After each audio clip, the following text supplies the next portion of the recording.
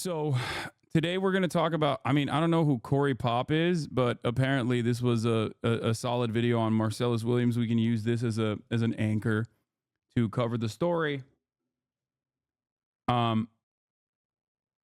Let's take a look. Currently awaiting execution.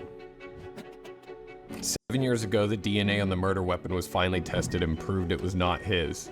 Whoever handled this knife left DNA. It is not Marcellus Williams. His execution was stayed by the then governor, and a panel was convened to reassess his conviction. Today, a panel will work to decide if that evidence proves Williams is innocent. So, why is he still here? How innocent do you have to be to avoid being executed? This is an injustice, it's wrong. The evidence shows my dad is innocent. The closer you get to execution, the stranger things get.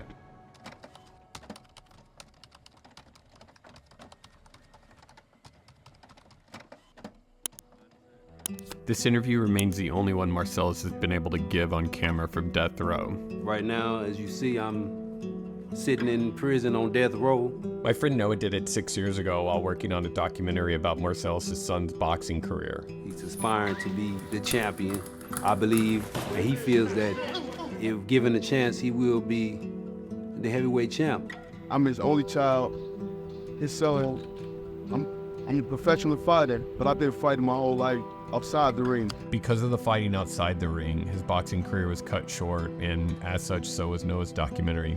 Fast forward 6 years later, Marcellus is still in death row. Noah comes to me with the work he's done so we can make this piece that you're watching right now. Noah gave me a rundown of what he was able to capture over the time he was working on his documentary. Sat down with him for a few hours and just talked. And from there, just started diving in. And then I flew to Missouri to follow up and to figure out what has been happening since he sat down with Marcellus. How can this happen with so much evidence? What do you mean? This is America. All of the violence that we contribute to globally, we also do to ourselves on a regular basis. He's a black man in Missouri. That's it.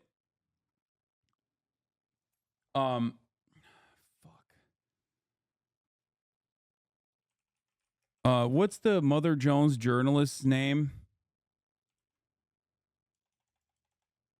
That I've covered here before. I met him at not Cat. No, the dude, the black dude, Garrison. Yeah, Garrison Hayes. So Garrison Hayes had a really good TikTok on not Marcellus Williams, but hold on here. I'm gonna pull up something that I thought was very instructive Black Americans and informative. Okay, and I'm just gonna let Garrison Hayes explain this to you. Okay. Now, before we get to Marcellus Williams, okay, what we need to talk about is the way that black people are treated in the criminal justice system and the way that that treatment is defended by racist pieces of shit with cherry-picked data points and also false presentation of reality. Charlie Kirk applies one of the classic examples of this in this Jubilee video. I didn't even see this part, I don't think. Okay.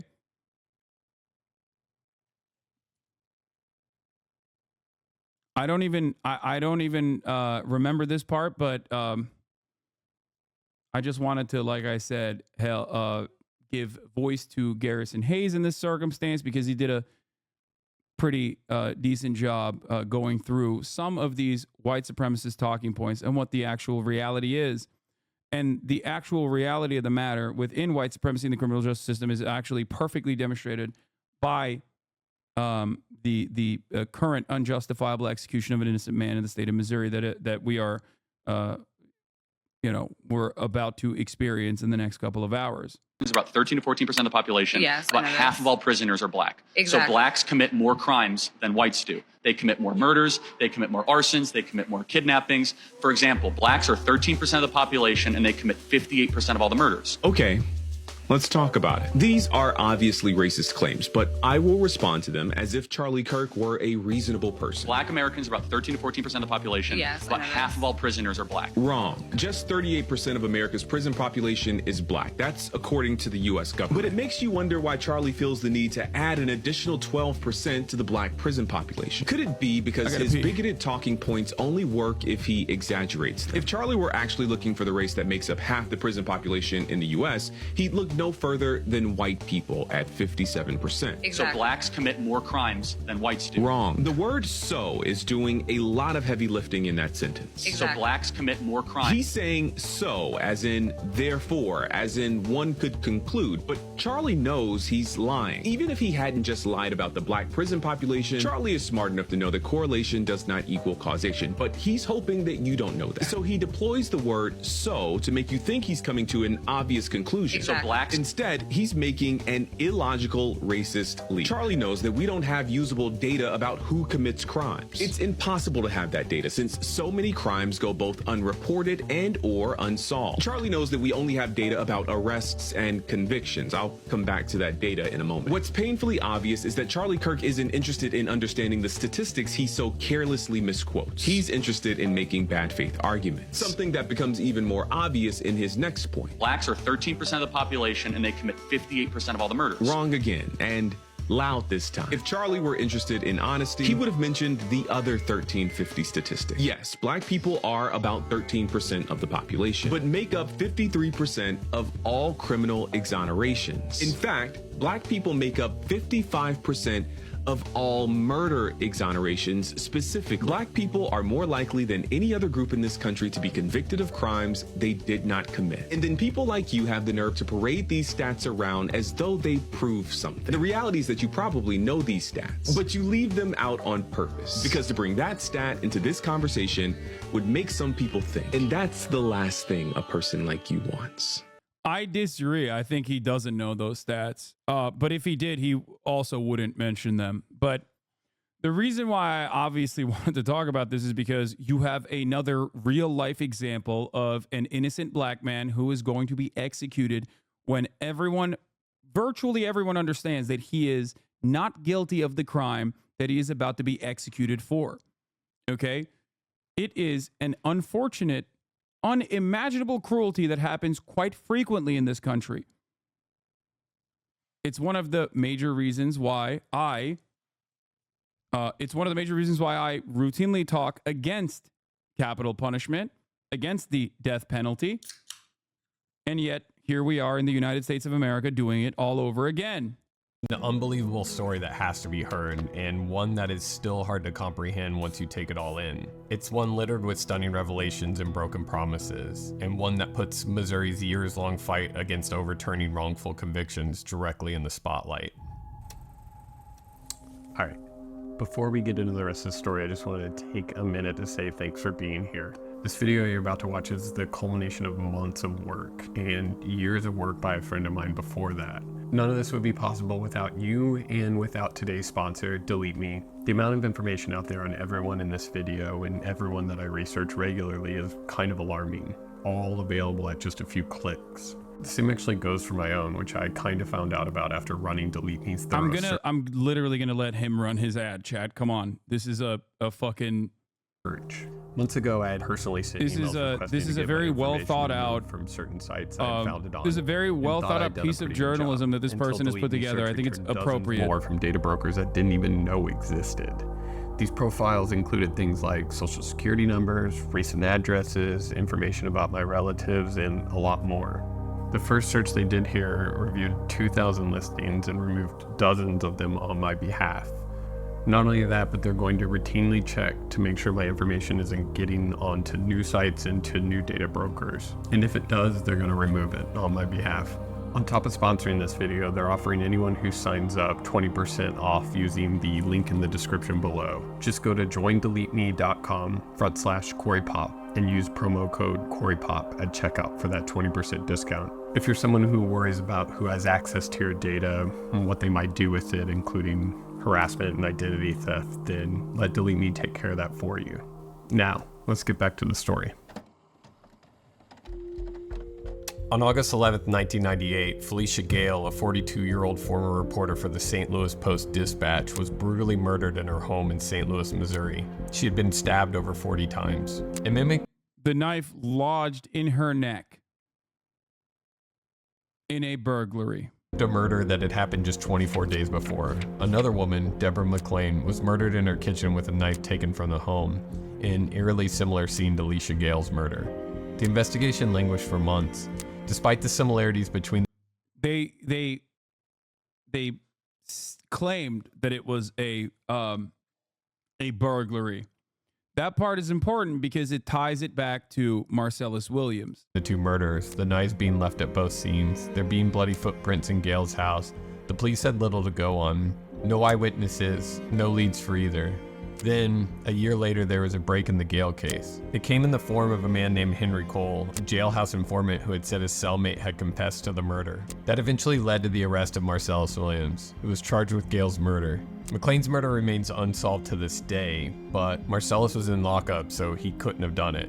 The case against Williams for Gayle's murder was largely circumstantial. This was a very brutal murder of a woman who was found in her home, having been stabbed to death. There were bloody footprints at the crime scene, fingerprints, hairs found in the victim's hand, none of which matched Marcellus. Those were not his bloody footprints, those were not his hairs, and the fingerprints were destroyed. The state's prosecution relied heavily on the testimony of two informants who had been incentivized to testify. The only evidence they used to convict him is what we call incentivized informant testimonies. Individuals who came forward because they had something to gain. The first was Cole. So Marcellus had been in the workhouse, and someone who was incarcerated with him hears there's reward money and essentially says, I want this reward money and I want help with my own case, and says he won't even testify until he gets that reward money. The second was Williams' former girlfriend, Laura Sorrow. In addition, there's another individual, a woman who Marcellus was known to affiliate with. Notably, the two of them contradict each other in what they say would have happened and contradict physical evidence that's found at the crime scene. The key piece of evidence brought against him was Gayle's laptop, which he was said to have sold. The last piece of evidence that they use is a laptop that had been taken from the victim's house that Marcellus did sell. But what wasn't presented at trial was that the woman that had come forward and said she had information and manufactured these statements about Marcellus is the person who gave him that laptop. And so it wasn't allowed to come out that really the only connection to the crime is this informant and not Marcellus Williams. There were even eyewitnesses who had said they had seen Asaro with the laptop while Marcellus was still in county. Usually in death penalty cases, the evidence of guilt is overwhelming, and the only real issue you can litigate in most cases is whether the death penalty was appropriately given. This case was different in that the evidence that they used to convict him was pretty thin and questionable. All of this should have been easy to poke holes in for most attorneys, but these problems continued at trial. Since his conviction, Williams has argued in several motions that he received ineffective counsel during the trial, which came from a public defender assigned to him. It's no secret that America's public defender system has been stretched to its breaking point, but nowhere near as much as Missouri, which ranks 49th in the country in spending on indigent defenses. In 2017 alone, 320 public defenders handled 80,000 cases in the state of Missouri. The state has repeatedly vetoed bills that would supply funding to help alleviate this caseload. The Missouri State Public Defender System is asking. Yeah, this case is particularly unique because the prosecutor that convicted Williams is a prominent figure pushing for his sentence to be vacated. This never happens unless an error is particularly egregious on behalf of the prosecutor. Another similar case is in Texas with the person on death row being a white man, where it's not the prosecutor necessarily, but the main detective, the lead investigator, that is also pushing to vacate his sentence as well. Yes, this is literally every single person involved in this court case is now aware of Marcellus Williams' innocence. Every single person, okay? It is insane that this is even a point of contention, and the only person who could stop this from happening right now is the governor. The victim's family is obviously defending the innocence of Marcellus Williams. I believe jurors themselves have come out and been like, we made the wrong decision given the information that we had at the time. He is innocent. The only person who can pardon Marcellus Williams and stop him from being executed by the state is the governor of Missouri. The problem, however, is that the governor of Missouri yesterday came out and said he will not stop this execution.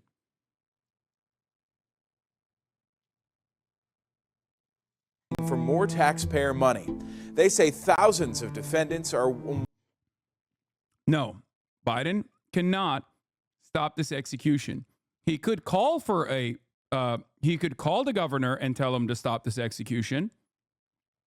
He could use the bully pulpit, but he cannot directly, legally stop this execution. This is a state-level crime, okay? In the United States of America, the president can pardon crimes only at the federal level. The only person who can stop this is the current governor of Missouri. Waiting lists because the office does not have enough attorneys to represent them. It leaves people like Williams with inadequate counsel and inevitable outcomes like wrongful convictions. Preparing a case for trial takes hundreds of hours if done properly. And if not done properly, then we end up with all these wrongful convictions. At jury selection, Marcellus ended up with a mostly white jury when the prosecution struck 6 of the 7 qualified black jurors. When the trial was over, despite the questionable witnesses and the evidence being all circumstantial, they deliberated for less than 90 minutes before finding him guilty. There's something in the US judicial system called a Batson challenge that is supposed to prevent the prosecution from striking qualified jurors on the sole ground of group bias. In this case, race. This was a black man being tried by an almost entirely white jury for a white woman's death in Missouri in the 1990s. When Marcellus' defense tried to argue Batson in a 2003 motion, the state indicated that the jurors were struck because the prosecution stated their clothing indicated they were trying to be different. But that was reason enough and not racially motivated, so Batson didn't apply. For years, Marcellus pleaded his innocence. His case was taken up by multiple different legal teams who fought tooth and nail to finally get the DNA that they had found on the knife properly tested. It turned out to be another man's profile. There is a DNA testing statute in the Missouri law, but it's real narrowly written, so we just had to make that request in a broader claim of that he was innocent, or there's enough doubts about his innocence that he shouldn't be executed, and we can prove it if you let us do this further DNA testing. It's not always a weapon like in Marcellus's case where it's left in the victim's body. That's a incredibly obvious piece of evidence. To know that wasn't tested was just shocking. It just blew my mind. Don't you think you Wouldn't this ruin the governor's reputation in future election along with the resulting in his local protesting against him? What are you talking about? Nobody gives a shit. It's another innocent black man being executed. It happens all the fucking time in the United States of America, and the U.S. Supreme Court genuinely loves continuing with these executions on a regular basis. No, it happens all the fucking time.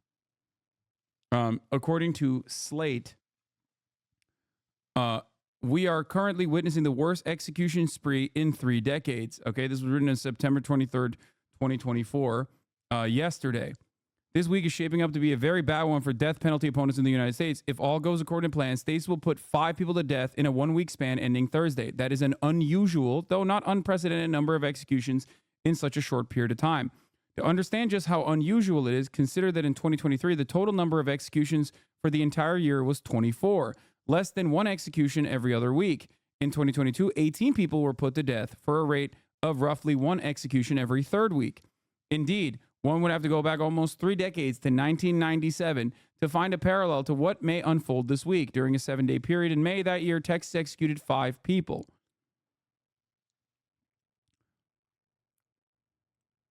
South Carolina executed Khalil Allah, formerly known as Freddie Owens, in his first executions in 2011. The others are planned for Tuesday and Thursday in Texas, Missouri, Alabama, and Oklahoma, all of which regularly carry out executions. It is just a coincidence that all these states are moving in lockstep, coincidence or not, or a close look at each of the cases in which some will be executed this week highlights not just the kind of horrible crimes that can lead someone on death row, but also many of the penalty's crippling problems. This week's executions include 2 cases in which there are substantial doubts about whether that person being executed is actually innocent. 2 others illustrate the fact that the death penalty is often used against people who are poor vulnerable, abused, in many ways broken, not against the worst criminals. The fifth highlights America's futile search for a method of execution that will be safe, reliable, and humane, which is, of course, ironic to say. Ridiculous, an oxymoronic statement. Looking for a method of execution that is safe, reliable, and humane. Every aspect of the capital punishment, from the methods used to how you are going to deploy this execution in a consistent manner, is completely broken. It's a fundamentally contradictory argument. Okay? The fact that 3 of the 5 people who will be executed this week are black only underlines the continuing salience of race in determining who gets sentenced to death and executed. All told, this week's execution spree should unsettle all Americans, whether or not they support the death penalty. It will offer further reasons for why capital punishment should be abolished everywhere in this country. To see why, let's start with last Friday's execution of Khalil Allah. He was convicted of the 1997 murder of Irene Granger Graves, a single mother of 3 who worked as a convenience store clerk. No physical evidence connected Allah to the crime. The key evidence against him was testimony from his co-defendant, Stephen Golden, who said Allah shot Graves. Golden did so after reaching a deal with the prosecutors that he would not be given a death sentence in return for his testimony. Allah maintained his innocence from the time he was arrested to the day he died. And just before South Carolina put him to death, new evidence came to light suggesting what he had been saying for years was true. Last Wednesday, Golden recanted his testimony and signed an affidavit saying, Freddie Owens is not the person who shot Irene Graves at the Speedway on November 1st, 1997. Freddie was not present when I robbed the Speedway that day.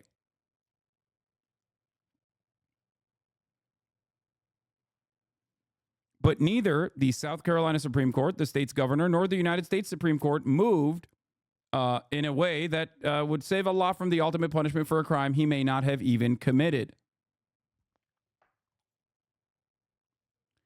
On Tuesday, which is today, Missouri is going to follow through on the execution of Marcellus Williams, the reason why we're talking about this to begin with, who is another victim of a miscarriage of justice. He would be the 3rd death row inmate executed in the state this year. As Newsweek votes, Williams was convicted of murder and sentenced to death in connection with the 1999 death of social worker and former journalist Felicia Gayle.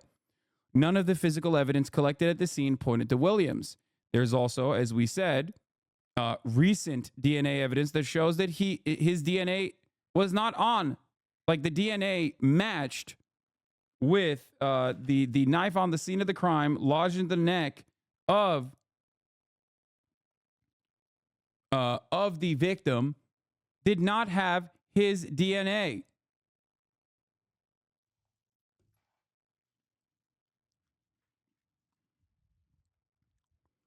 As Newsweek notes, Williams was convicted of murder and sentenced to death in connection with the 1998 death of social worker and former journalist Felicia Gayle, even though there was no physical evidence that connected him to the scene of the crime. Remember, a knife attack is a deeply personal form of, obvious, insane, violent crime, okay?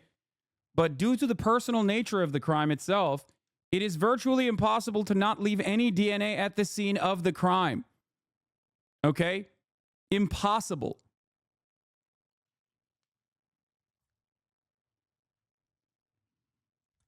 So while forensic evidence oftentimes can get things wrong, this is one of those instances where if he was at the scene of the crime, he would have left some kind of evidence. Williams' connection, like Allah's Newsweek suggests, turned on the testimony of 2 unreliable witnesses who were incentivized by the promises of leniency in their own pending criminal cases and reward money. Eventually, even the prosecutor's office that originally brought the case against Williams asked the courts to stop the execution today that is going to happen. The prosecutor's office, okay? That right there is insane. Like, that is not a thing that ever happens unless it is so obvious that they fucked up.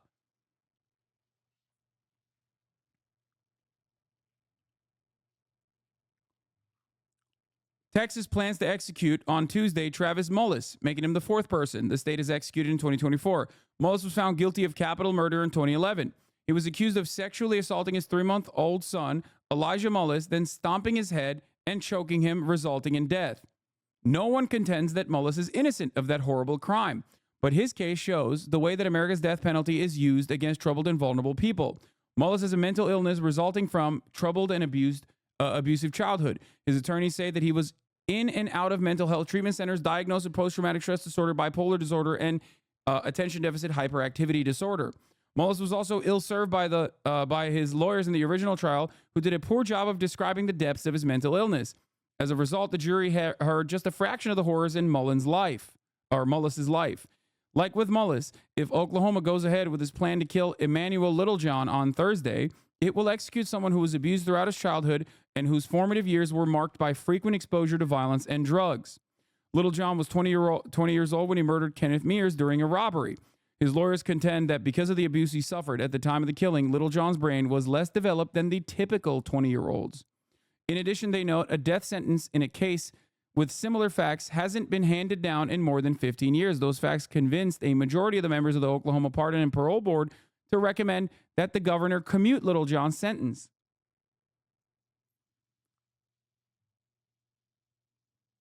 Finally, this week, Alan Eugene Miller is scheduled for a second trip to Alabama's death chamber. In 2022, the state failed to complete its first execution attempt using lethal injection when they were unable to access a vein.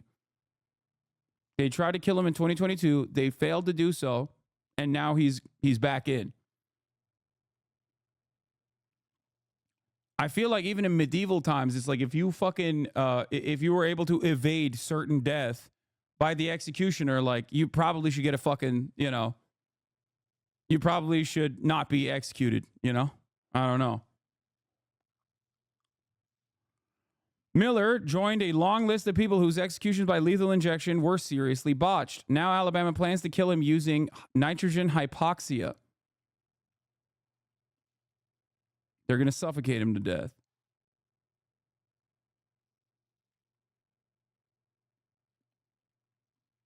It would only be the second time that this method has been used anywhere in the country. The first time was in January of this year when Kenneth Smith was executed. It did not go well. Witnesses say Smith suffered greatly.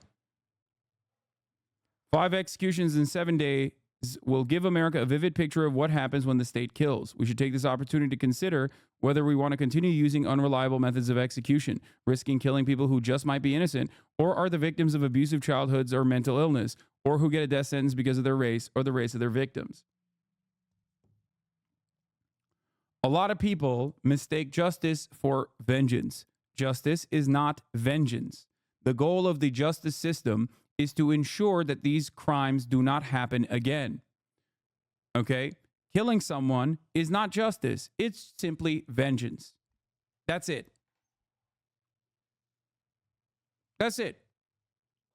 And it completely goes against the principle behind the criminal justice system.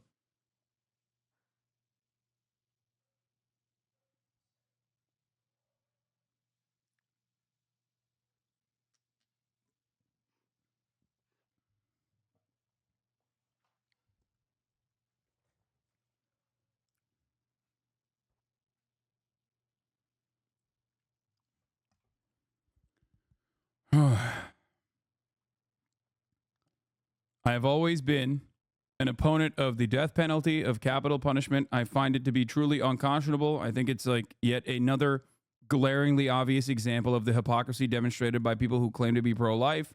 It is completely unacceptable. It is barbaric. And the fact that it still exists in the United States of America, which is a standalone country, by the way, in comparison to other OECD nations, is ridiculous. But we are a truly barbaric nation.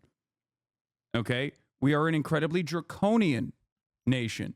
Our attitude towards punishing crimes is insanely out of whack.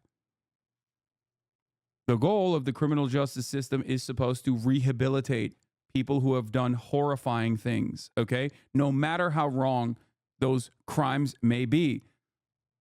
You should not stray away from your overarching goal of rehabilitating every single person. Now, there are certain instances where at least modern medicine is incapable of truly rehabilitating certain people that have conducted certain crimes. Okay? But that should not stop us from trying to find active solutions, adequate solutions to these problems.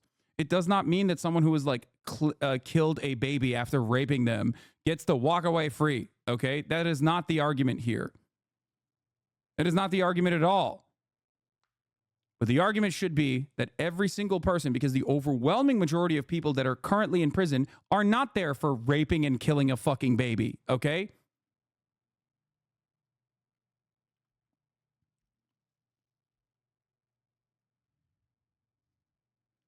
If you're anti-murder, you absolutely should be anti-murdering people in the hands of the state.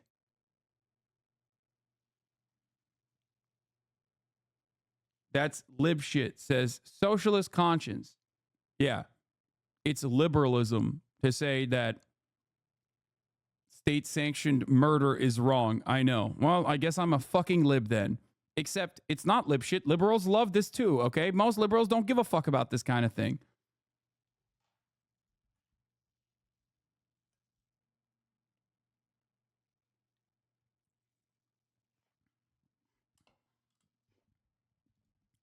Why can't we just put down the criminal subhuman scum? Well, here is the reason why we shouldn't do that. Because 55% of black people comprise 55% of all people that are unjustifiably put forward as perpetrators of murder. Don't you consider that to be a significant wrong? A lot of people get falsely claimed of crimes that they did not commit. What are we talking about? Out of those who are incorrectly convicted of murder, 55% of them happen to be black.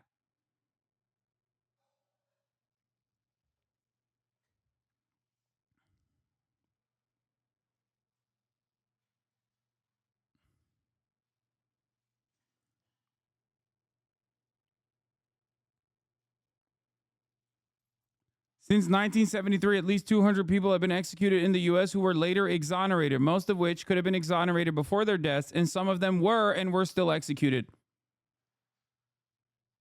And those are only the instances that we know of with conclusive evidence of their innocence.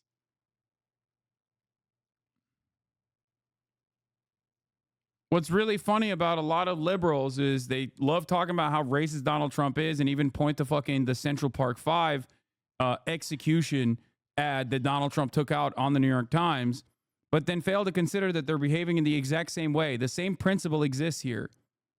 You should test it before you execute this man. Went through the evidence. I produced my analysis, which was pretty simple. There was a clear male profile on the handle, not Marcellus Williams. You know, to me, that seemed sufficient to reopen the case. This went on for months without any movement. No evidentiary hearings, no chance to present this new evidence. Then, at the last minute, just hours before his execution, the Governor Eric Greitens decided to stay his execution. Marcellus Williams would be dead tonight without Governor Eric Greitens issuing a stay of execution. Marcellus remembers that day. I was like maybe a couple of hours away from being executed. I actually seen the execution team go into the little room, you know, with their little materials. I had already came to grips with that.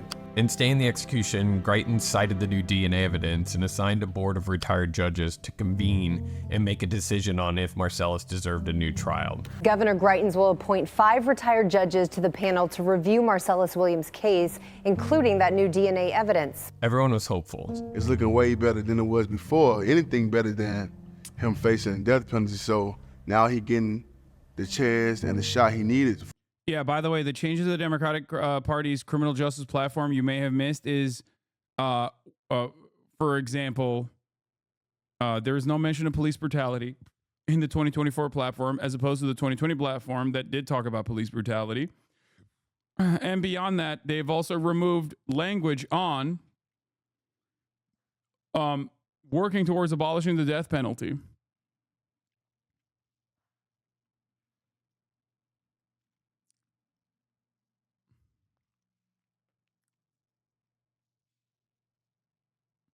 At what time is he supposed to be executed? In an hour and 20 minutes. Yes. they're the GOP, but just gay now is correct. Yes, that is what the Democratic Party has become. Gay GOP.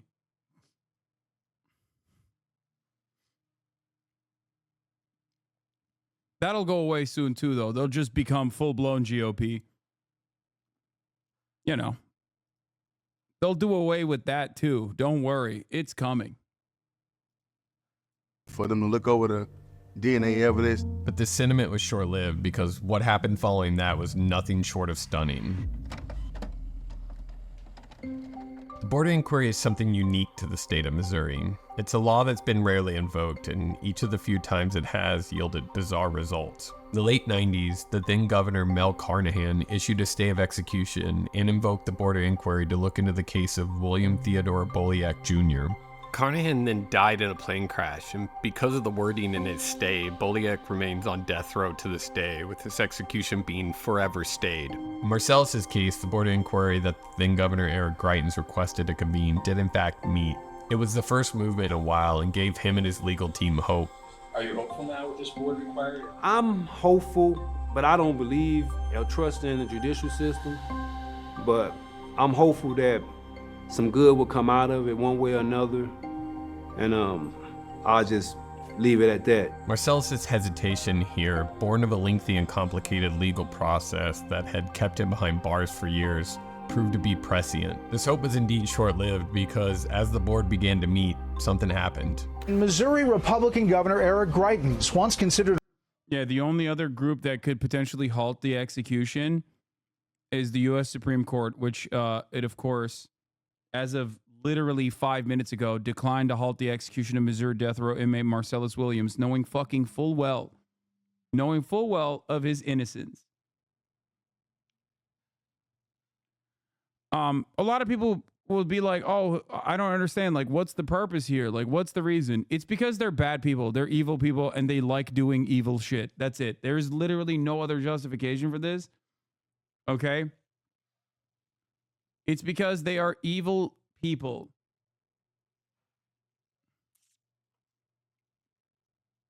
The Supreme Court loves it. They love defending the execution of black men. There is no other way. There is no other way to fucking point to this reality. Just literally, if you know anything about the United States Supreme Court, you know this, okay? They do this all the fucking time. Specifically, intellectually disabled black inmates. They love that shit.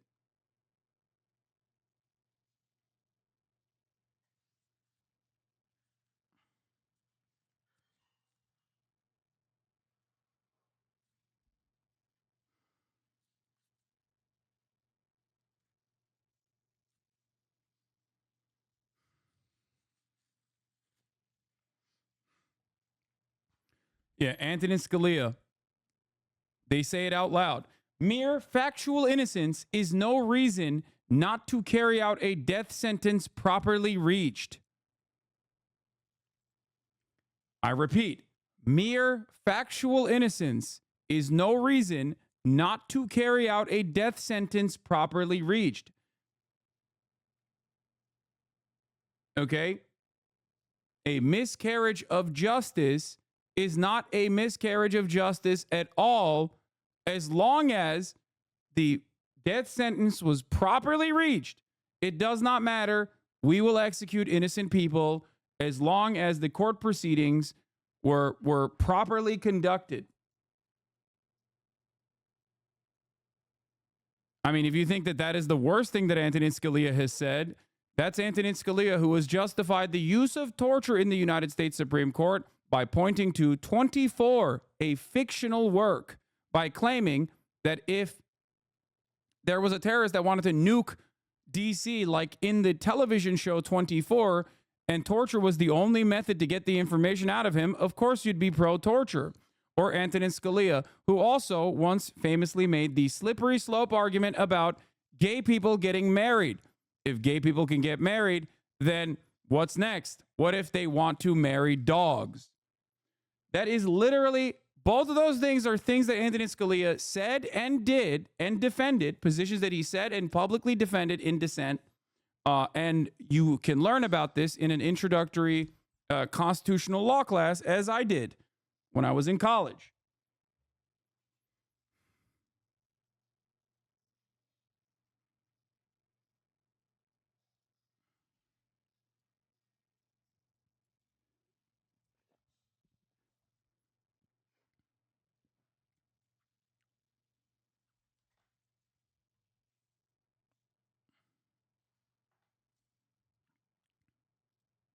A rising star in the GOP has just resigned this afternoon amid an impeachment effort sparked by a pair of scandals. Today, I am announcing that I will resign as governor of Missouri, effective Friday, June 1st at 5 p.m. When former Missouri Governor Eric Greitens issued that stay, he impaneled a special board to examine the facts of the case and make a recommendation. But then a personal scandal forced Greitens out, leaving the board in jeopardy and the future of Marcellus Williams entirely unclear. The governor who succeeded Greitens, Mike Parson, came in as someone tough on crime, which caused many to believe the board was in jeopardy.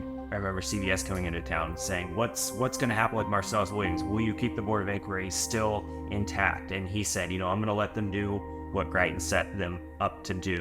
Now, if you think Governor Parson is a man who doesn't utilize the pardon power, well, you'd be wrong. He has utilized the pardon power. The governor of Missouri, Governor Mike Parson, I almost called him Mike Pardon. It's just he doesn't like to use it against certain people. Here is Missouri governor pardoning the St. Louis couple who aimed guns at protesters during the Black Lives Matter protests. If you recall, Mark and Patricia McCloskey, who gained prominence for confronting demonstrators, had each pleaded guilty to a misdemeanor charge. They were pardoned.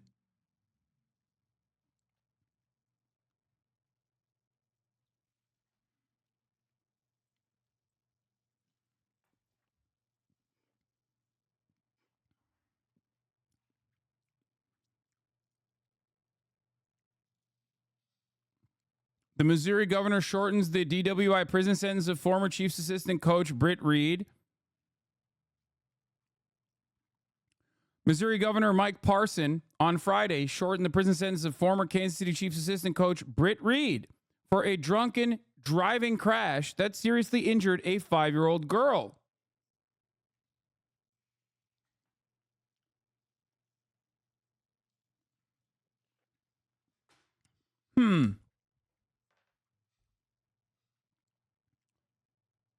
Yeah, you don't have to make this shit up. They give you plenty of evidence.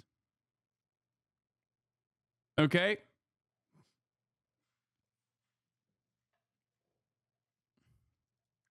I know the board was canceled. Will they meet? Will they make a recommendation to you? And what will you do then? I would assume they would. I heard they're not going to. So I think once they make that recommendation, if they do meet, then we'll discuss that at the time. And now we found that that's not the case. Parson, of course, dissolved the board, ending the state's years of work towards Marcellus. Are you actually being serious? Dog, look in front of your eyes. Like, it's not like I'm making this shit up. It's in front of you. Like, these are things that he has done. Every single thing that I have mentioned is factually accurate, okay? Obtaining a hearing. After everything Marcellus had been through, for his case to once again be thrown into turmoil for things outside of his control seemed unbelievable. How did the scandal-plagued governor of Missouri's resignation essentially ruin Marcellus's chances at freedom? The funny thing about Parson's tough on crime stance and these actions are that they only seem to apply to certain people in certain cases, further confounding how justice works within the state of Missouri. Parson has been granting pardons and clemency at an exceptional rate, more than any governor of Missouri since the 1940s. But this has a specific political tint to it. Parson. It's just odd. Oh, he covers this. Never mind. Okay, it's just odd because he has given out a lot more pardons than most other governors.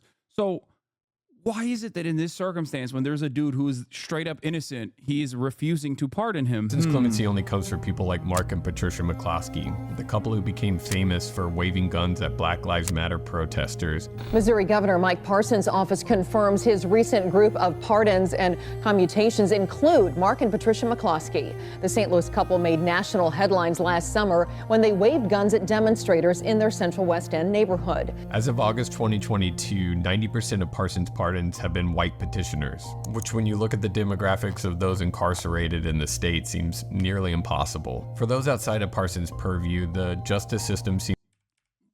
Let's just hold on. I need you to understand one more time this fact.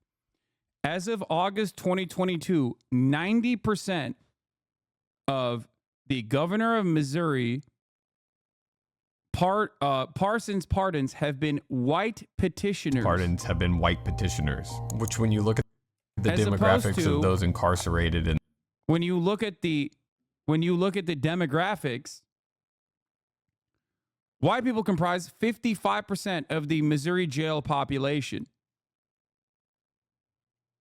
The state seems nearly impossible. For those outside of Parson's purview, the justice system seems to lean its full weight on them. Parson dissolved the board of inquiry looking into Marcellus's case and took no further action.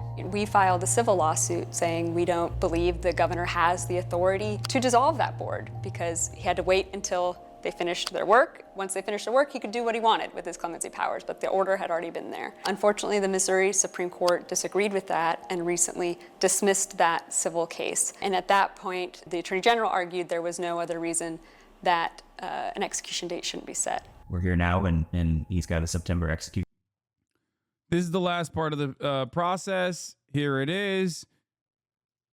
Missouri Governor Mike Parson has also said that he is potentially going to either release or shorten the prison sentence of the first Kansas City police officer ever convicted of killing a black man, signaling in recent comments his disapproval of the former detective's incarceration. A Republican in the final months of his time in office came close to a promising commutation or pardon for the KCPD detective Eric DeVal-Canary in a radio interview last week. The comments are the furthest the governor, a former Polk County sheriff, has gone in telegraphing that he plans to take action in the case. There's not a week that goes by that somebody is not reaching out to me about that issue, and we're going to see what happens here before long. I'll leave it at that. But, you know, I don't like where he's at. I'll just say that.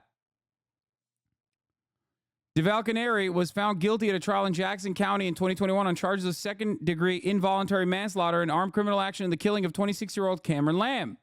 DeVal-Canary is currently serving a 6-year sentence after shooting Lamb as Lamb was backing up his pickup truck into his garage. DeVal-Canary is believed to be in custody in an out-of-state prison after previously being held in state prison in Fulton. The Missouri Supreme Court has declined to overturn his convictions, leaving commutation and pardon by the governor as his only viable option to leave prison.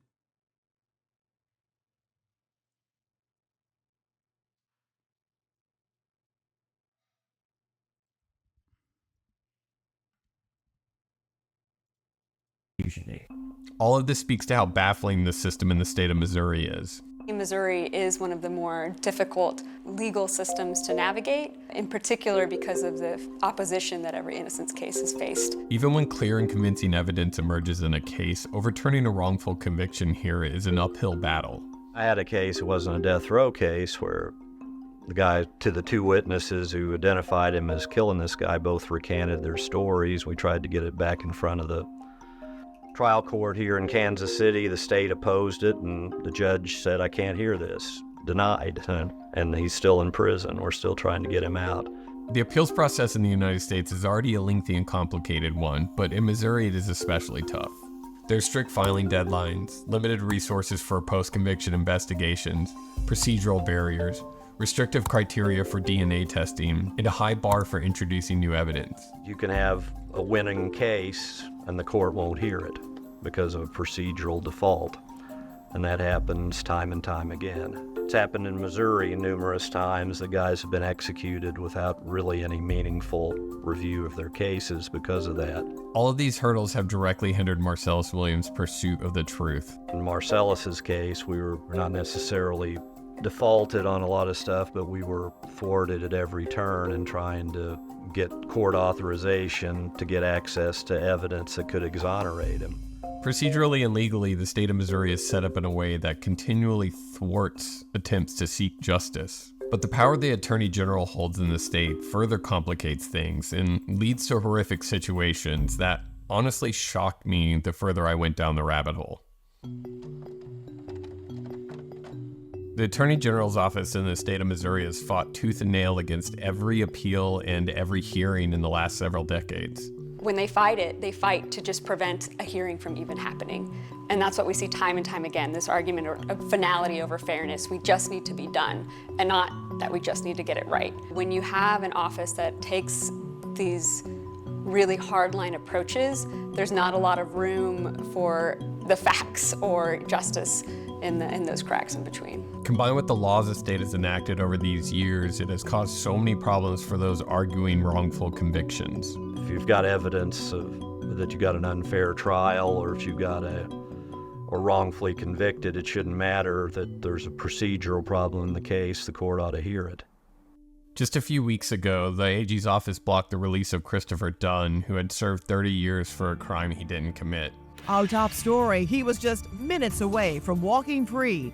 The 11th hour move by the Missouri Supreme Court, halting the release of Christopher Dunn. A circuit court judge overturned his conviction on the basis that both eyewitnesses had recanted their stories. Dunn was set to be released, only to have Missouri's current AG, Andrew Bailey, block it through the Missouri Supreme Court. On Monday, a St. Louis Circuit Court judge overturned his conviction, but Missouri Attorney General Andrew Bailey appealed his release. On Wednesday, that same... Like, you have to understand, like, this is just straight white supremacy, right?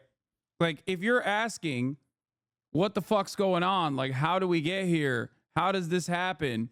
It is just pure, unfiltered, unvarnished white supremacy. That's it. Like, what purpose, what kind of threat does this person constitute to society that he must remain behind bars? Okay? Even if he had actually even if he actually did the crime, at this point, like, even if he had actually done the crime, after decades spent in prison, like, what threat does this person have?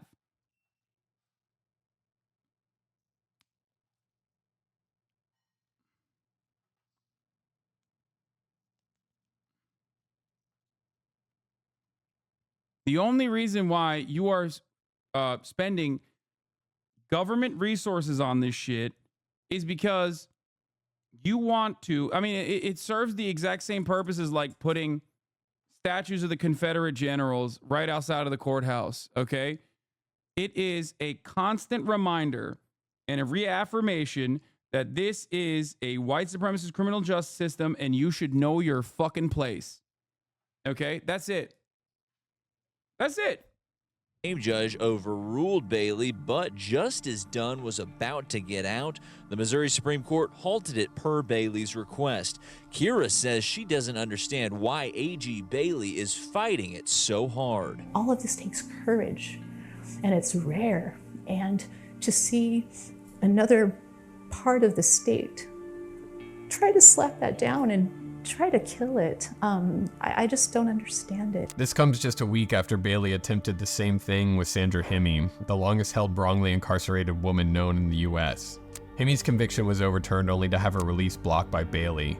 Eventually he was overruled and she was set free. In the wake of it, her attorney Sean Bailey said it shouldn't be this hard to free an innocent person. It's just going to show how bad the system needs to be reformed. It is broken. Absolutely. A judgment was made 35 days ago. She was innocent, but Attorney General Andrew Bailey fought her release in the courts until the judge ordered her release by 6 p.m. or he would hold the Attorney General in contempt. Despite his conviction being overturned, Dunn remained behind bars because of the Attorney General's petitions. We are overjoyed, and at the same time, we're also afraid to really exhale until Chris actually takes his first free steps. The human cost of these systematic failures is staggering. Collectively, Missouri's exonerees have served hundreds of years behind bars for crimes they didn't commit. Families have been torn apart, lives derailed, and why do AGs do this? Is it careerism? No, dude, it's white supremacy. That's it. It is white supremacy. That's it. There's nothing else. the true perpetrators were left to commit further crimes. She says no family should have to go through what Chris. The criminal justice system is built on the foundation of white supremacist values. That woman is white. That doesn't change the reality that for all of the other non-white fucking victims of the criminal justice system, you have to uphold law and order in the same degree because you're going to kill a lot of black people that way. Christopher's family went through yesterday. She says tonight they're waiting and trying to keep hope as this entire legal process continues to play out. Marcellus' son knows all too well about this pain and the waiting, the keeping hope, the lengthy legal processes. My dad in this up situation, I'm really got to be there for him. You know what I'm saying? You got to let your dad know you love him. You know, get somebody their roses while they still alive. These people want to put all the pressure. They make the visits uncomfortable. They make the lawyers run around in circles. You know what I'm saying? It's just too much. Some studies indicate that 4 to 6% of the inmate population in America is actually innocent, which would mean that there could be hundreds more in Missouri behind bars for a crime they didn't commit. For a state that incarcerates its population at a rate higher than the national average and higher than most countries in the world, it needs to be sure it's getting these convictions right. Instead, it spent years railing against policies that would alleviate the... Do you get it? Do you understand? Can you explain how it's white supremacy and how it applies here? America never abolished slavery. They just simply legalized it in the form. They just simply legalized it in the form of the criminal justice system. The criminal justice system that's historically been used and will continue to be used against overwhelmingly black and brown populations.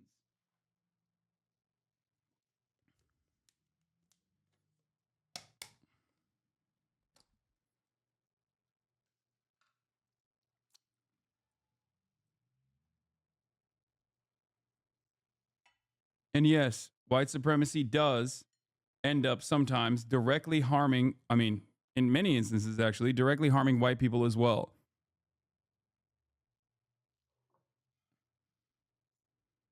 It's the same reason why white people are shocked when police brutalize them and they go, "What are you doing to me? I'm not black." But other white people look at that and go, "Look, sometimes it's going to happen because ultimately that violent force is used against those we have decided need to be violently suppressed." It's kind of, it kind of comes with the territory. Some white people will also have to stay in prison, even if they are innocent, because ultimately we're using that structure to enslave black and brown people.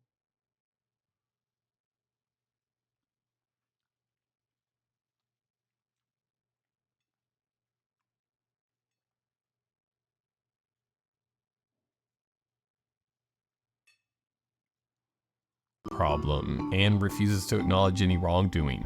These people play games when they don't want to admit they wrongdoing. So it's the same story, new day, new book, same shit, man. The one strange thing Marcellus has on his side in this fight for innocence is doing it from death row. Missouri is the only state in the country where if you can prove your innocence, you can get out of prison, but only if you were sentenced to death.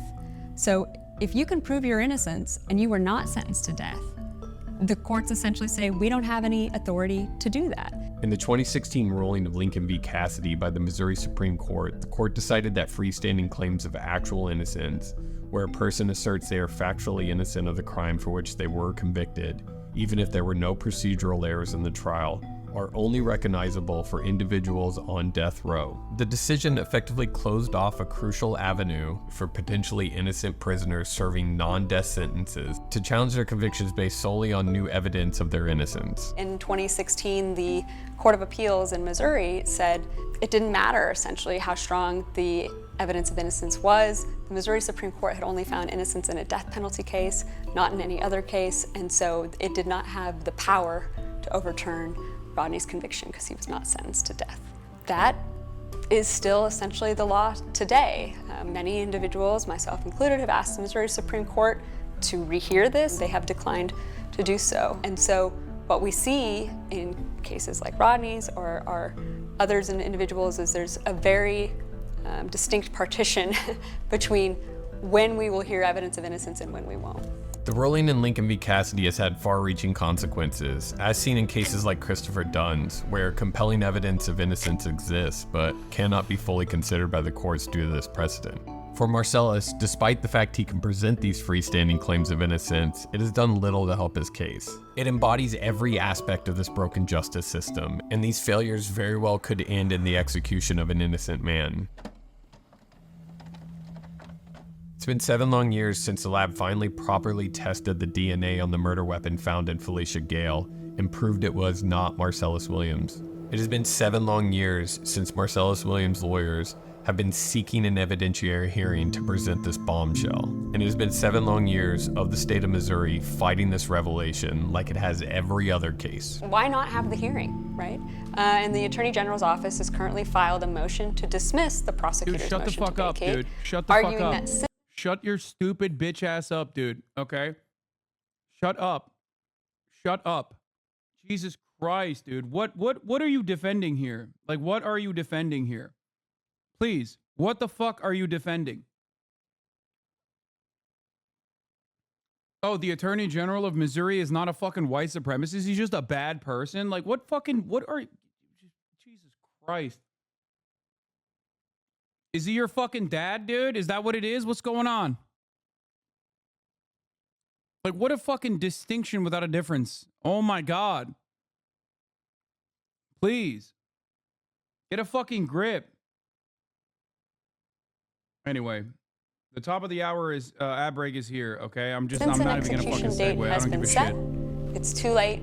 Can't have a hearing. Finally, after the execution date was set, the state decided it would allow an evidentiary hearing for the DNA evidence. Then, the AG, Andrew Bailey, filed a writ of probation to dismiss the hearing. The court rejected this, and the hearing will still proceed on August 21st, but not for lack of trying. What's so disturbing about what's happening in Marcellus's case is that we have in January a prosecutor filing a motion to overturn his conviction on the basis of his innocence in January, and then just 6 months later, an execution date being set before a hearing on that motion has been held. It's a very real possibility that because of the speed in which the courts work, that the results of the evidentiary hearing will not be known until after Marcellus Williams is executed on September 24th. There's no coming back from an execution. And where there's DNA evidence and a prosecutor saying, I want a hearing on this DNA evidence because I believe this person is innocent, to not have that hearing, to just say it's too late, would really say something about what it means to try to seek justice in our system. Beyond the convincing DNA evidence, the ineffective counsel, the contradicting eyewitnesses, something else has come to light. Notably, while Noah was making his documentary, a private investigator had spoken with Asaro before she had passed and said she had recanted her story, saying Marcellus had nothing to do with the murder. Somebody was following Laura Asaro before she passed, but apparently she said he didn't do it. It sounds to me like she said twice he didn't do it. She died before they could get a sworn affidavit. They tried to get an affidavit to her, and she passed before she could. Even in spite of all that, all the other evidence in this case that points to Marcellus Williams' innocence should lead to his exoneration, or at least a new trial, but only time will tell if that happens. The governor of Missouri's AG will fight this case to the bitter end, and even if his conviction is overturned, they could block his release from prison, like they did Christopher Dunn and Sandra Hemme. Of course, on top of all this are the ethics of the death penalty. which are for another time. Doesn't matter where someone stands on the death penalty here. If we want to have that system, there has to be the possibility for somebody to have their innocence heard before a step is taken that can never be undone. This entire journey has disillusioned me on the justice system's approach to wrongful convictions, and even more so on Missouri's fight for finality over fairness. But it has also taught me that if a case gets enough attention, it very well could mean life or death for the person at the center. He a good man, he an honorable man, and he an innocent man. So that's that.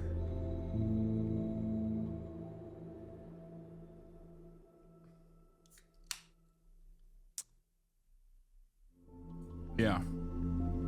Thanks again, Delete Me, for making this video possible. I just wanted to also say thanks to Noah and his crew and all the work they did. If you want to know how to get involved, people to donate to, petitions to sign, congressmen to annoy, I've included some links down below. This was this guy did phenomenal work. Corey Pop. I don't know what his other I don't know what his other videos look like. I guess he's made 3.